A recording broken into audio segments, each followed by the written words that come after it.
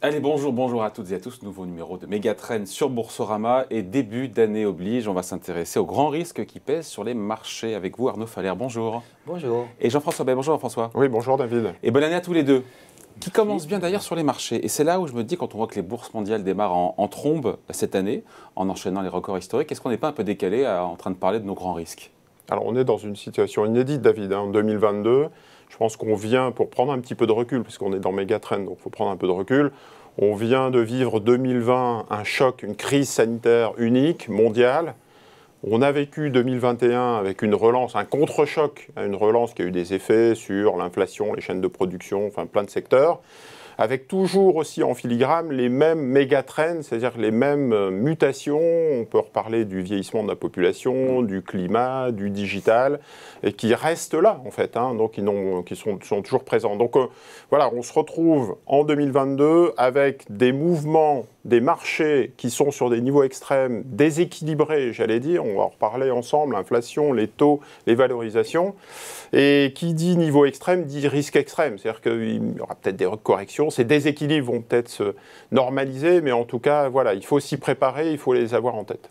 Il faut s'attendre, Arnaud, à une année agitée, parce que voilà, il y a beaucoup d'incertitudes, beaucoup de marchés extrêmes, avec des valorisations à la fois sur les taux, sur l'inflation, sur... C'est vrai qu'on n'a jamais démarré un resserre monétaire avec des taux aussi bas, voilà, il y a...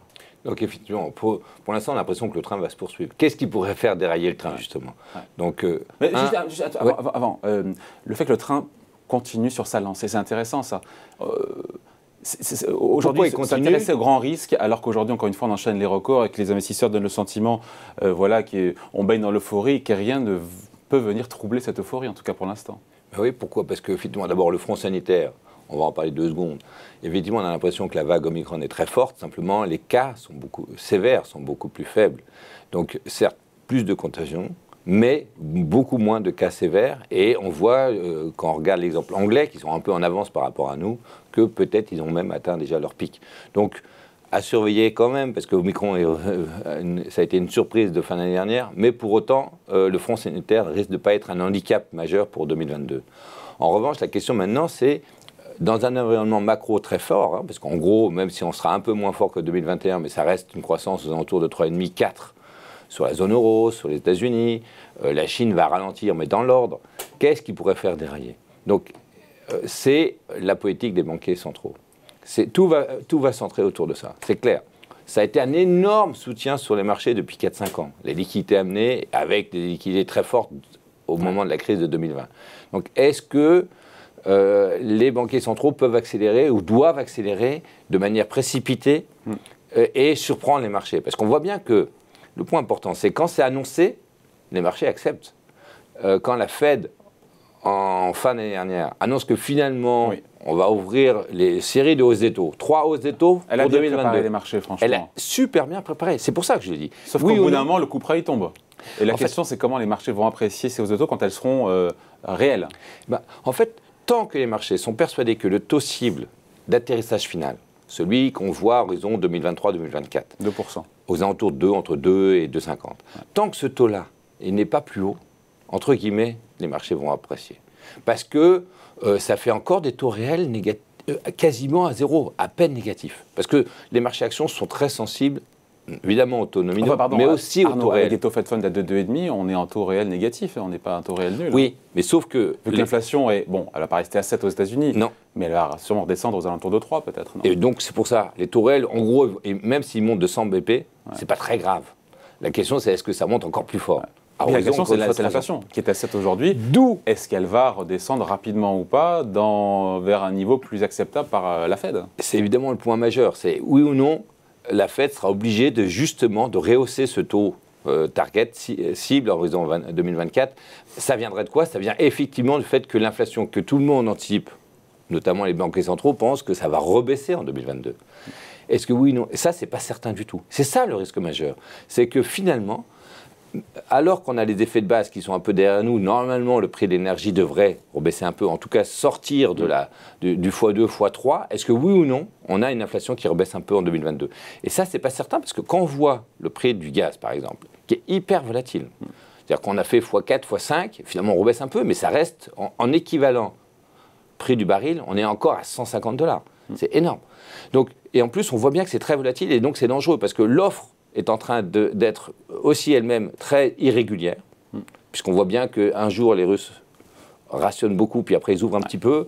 Ensuite, on voit bien que les énergies de substitution, pour l'instant, ne peuvent pas prendre le relais à 100%.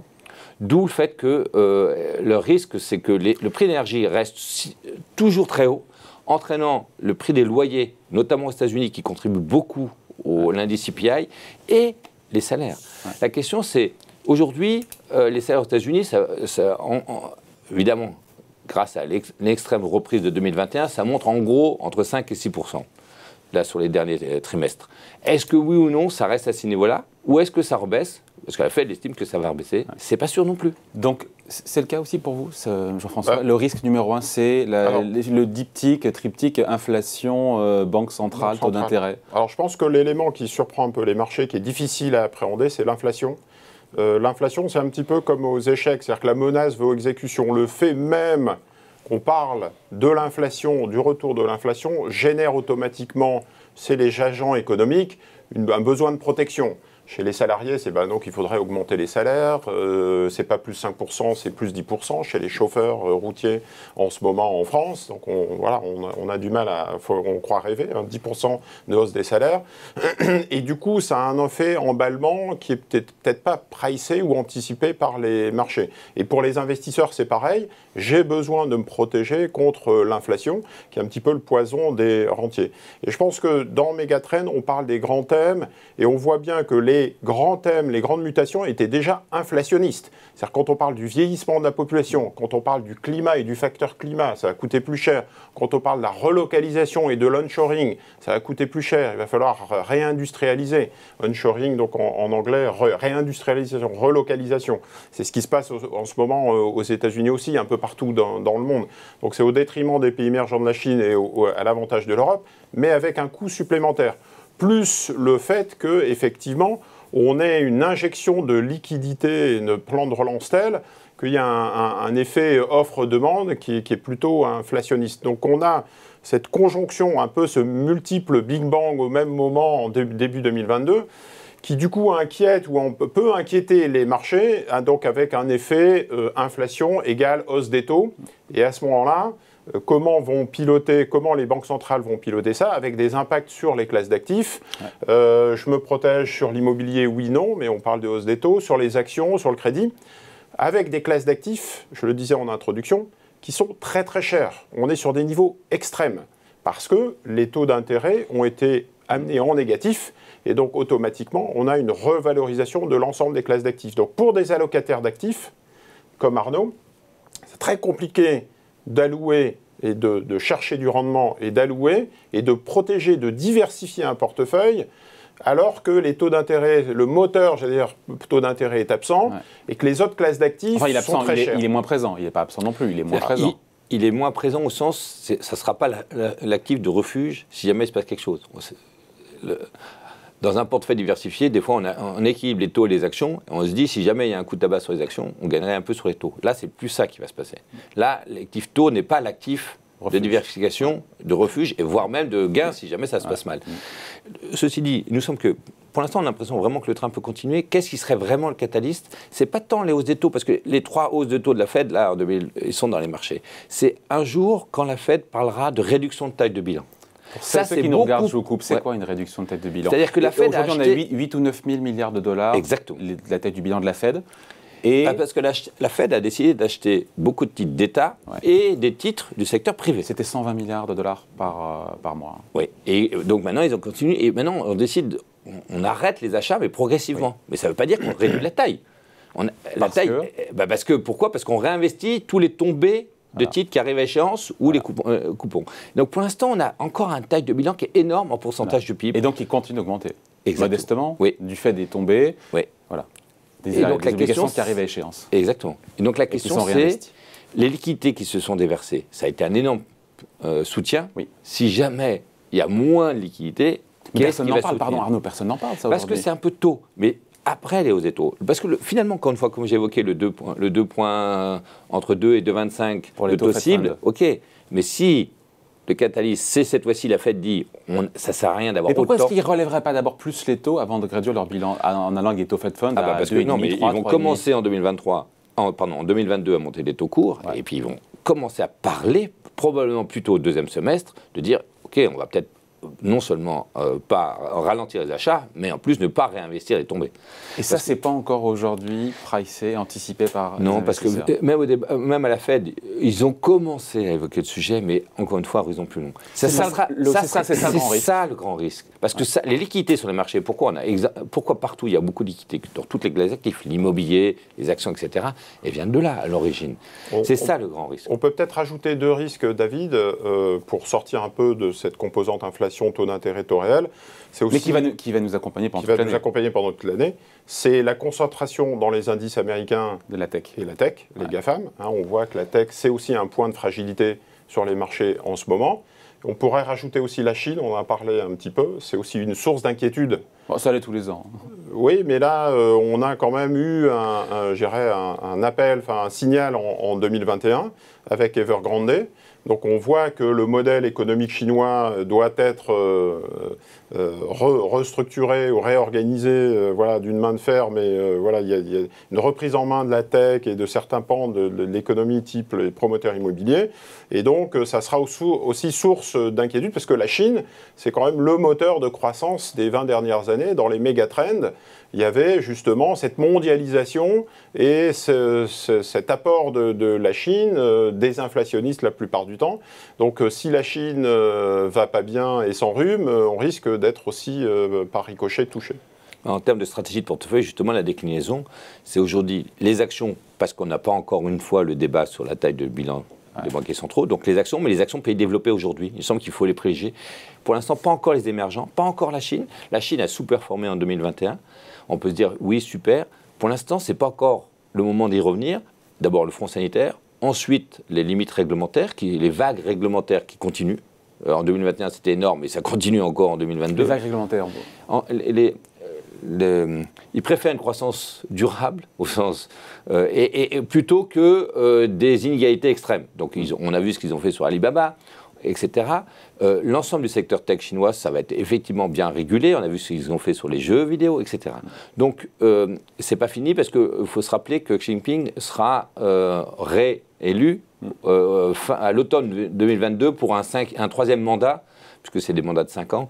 Et donc, il se peut que ça continue au moins jusqu'à l'automne. Donc, il y aura peut-être des opportunités sur les émergents, mais il me semble aujourd'hui, il faut garder des munitions et y aller vraiment avec parcimonie. Donc, pays développés et, effectivement, jouer les thèmes pérennes. Alors, justement, parce qu'on est dans Megatrend, sur les tendances de long terme qui offrent une croissance structurelle, quelles sont ces thématiques, encore une fois, qui offrent des tendances pérennes et qui sont cohérentes avec le scénario central qui est, globalement, tout va bien, mais avec ces grands risques-là? Donc, il nous semble que tout ce qui est lié au climat, ça va continuer. Forcément, tout le monde doit contribuer. Et on voit bien qu'il y a une pression sur l'ensemble des acteurs, et pas simplement que sur le secteur énergétique. Et donc, il nous semble, et d'ailleurs, au sein de la maison CPRM, on isole des primes sur les quelques thèmes pérennes où on exclut toute la partie systématique, donc sectorielle, style value growth, géographique, et on regarde qu'est-ce qui reste, le spécifique. Et on peut montrer que il y a des primes comme ça qui apparaissent positives, sous-entendu, le thème crée de la valeur, donc on peut le montrer de plus en plus sur le climat, sur l'ensemble du segment de la chaîne alimentaire. C'est un défi pour la planète. On peut aussi montrer qu'il y a une prime positive qui s'installe, et donc on privilégie ces 2 grands axes de gestion, donc tout ce qui est lié au climat, mais l'ensemble de la cote, et pas simplement les clean energy où on sait très bien que c'est sensible au taux d'intérêt et à l'évaluation aujourd'hui assez élevée.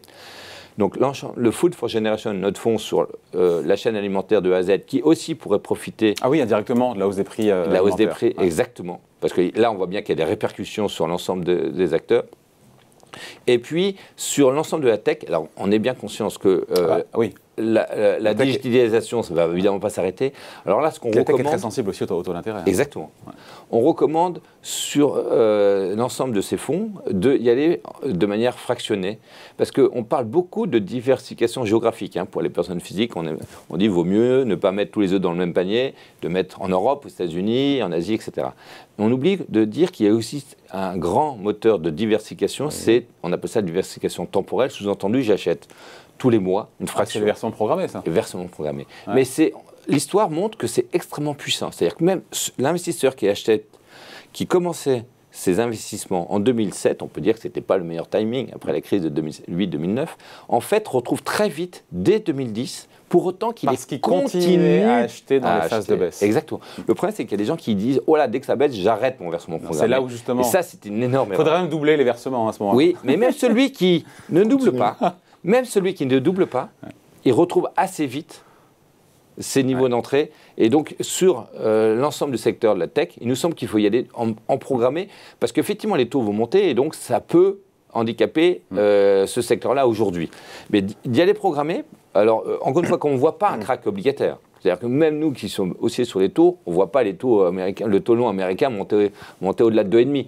Donc on a pris quand même 15 points de base là en 48 heures. Oui, aujourd'hui on en a très peu de taux, donc on est en phase avec nos anticipations. Sur le 10 ans américain. Pardon. Sur le 10 ans américain. Aujourd'hui on est à 1,65 sur le 10 ans américain, nous on ne le voit pas aller au-delà de 2,5.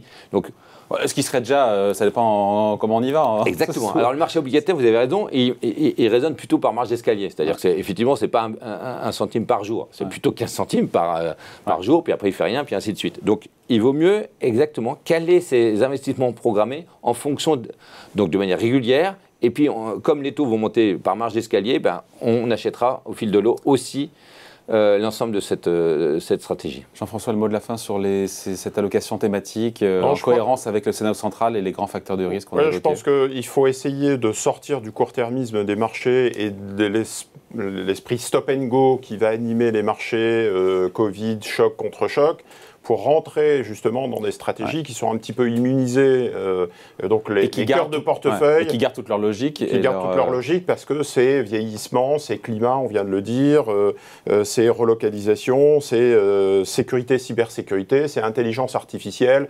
Voilà, quels que soient les mouvements sur les taux, on aura des tendances long terme qui seront payantes, effectivement.